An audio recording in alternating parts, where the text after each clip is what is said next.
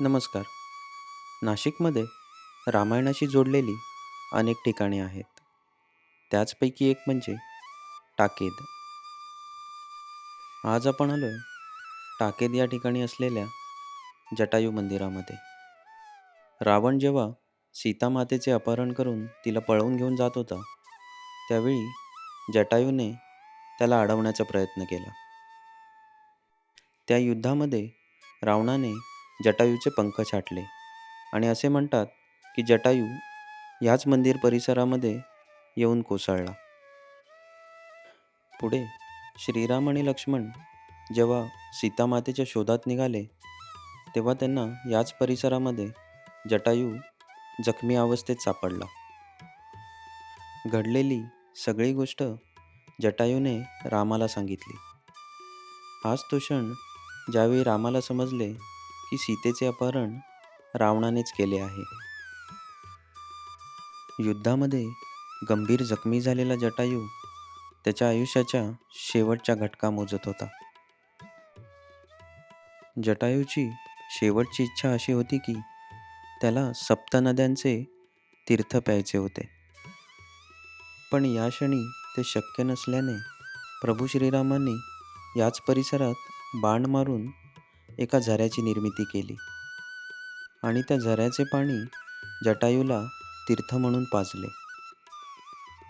काही क्षणातच जटायूने श्रीरामांच्या मांडीवर स्वतःचे प्राण सोडले. मित्रांनो, जटायूची शेवटची इच्छा पूर्ण करण्यासाठी प्रभू श्रीरामांनी बाण मारून ज्या झऱ्याची निर्मिती केली, तेच आहे हे सर्व तीर्थ. असे म्हणतात की गुप्तेश्वर महादेव मंदिरात असलेल्या या दिव्य शिवलिंगाला जर सर्व तीर्थामध्ये स्नान घातले आणि मनकामेश्वराचे दर्शन घेतले की मनातील सर्व इच्छा पूर्ण होतात. असे म्हणतात की हा दिव्य दगड काही नशीबवान लोकांच्याच हाती लागतो. जर कधी नाशिक जवळ आलात तर या जटायू मंदिराला नक्की भेट द्या.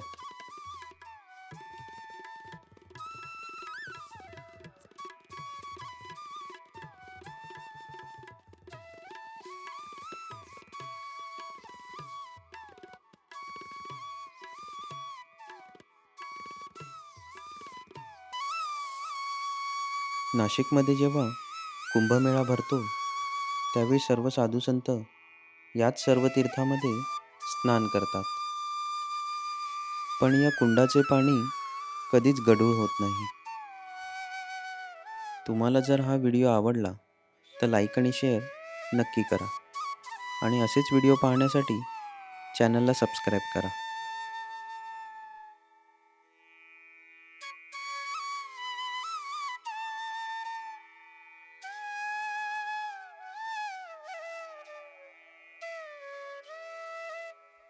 हे आहे मनकामेश्वराचे मंदिर.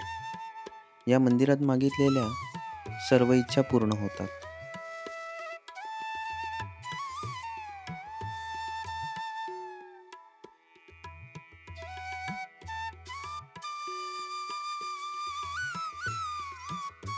या मंदिर परिसरामध्ये आपल्याला अनेक पुरातन मूर्तींचे दर्शन घडते.